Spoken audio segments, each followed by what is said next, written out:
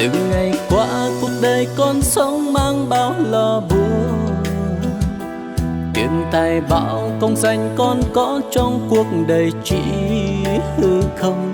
Đã bao lần Giêsu gọi con, lòng trái đã chẳng đáp tiếng Ngài. Vì tình yêu Giêsu vẫn chờ mong.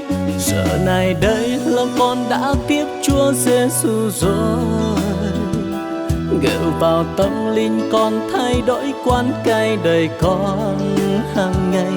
Bởi năng quyền và lòng yêu thương, Giêsu dẫn dắt bước con đi và dùng con truyền rao Chúa tình yêu. Ngợi tùng Chúa đấng đã luôn vì nhân thế, vinh quang Hallelujah. Cả khen danh Giêsu tình yêu Chúa chẳng phai, cùng hòa dâng lên Chúa Giêsu vinh hiển, rao cho muôn người trên đất.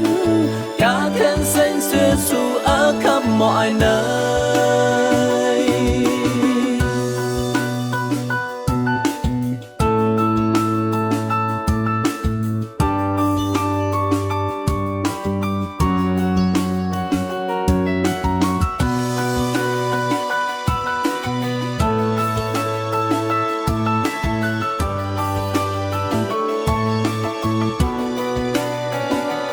Điểm lời cao telah kau to mang telah ngọt ni, Prang telah hình ang kau mau ra nai kenang jing đôi đành.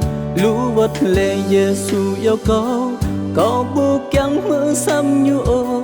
Telah khắp Giêsu ắt cả quan kau. Ra nai kau ho tu chung khóa yang Giêsu vơi.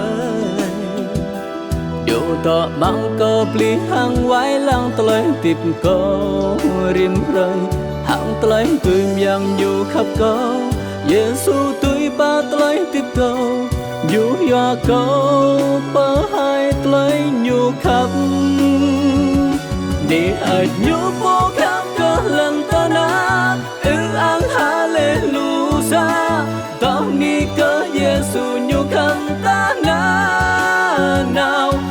Ta tốt ni Giêsu tao ang hai cơ biết bằng núi lần ra, đập giang ni tốt ni cơ năng Giêsu. Đi ở nhũ phố khắp cơ lần ta na, ang Hallelujah.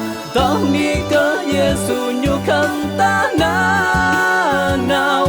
Rồi ta tốt ni Giêsu tao ang hai cơ biết bằng núi lần ra, đâm giang ni tốt ni cơ năng Giêsu. Đâm giang ni tốt ni cơ năng Giêsu. Đâm giang ni tốt ni cơ năng Giêsu.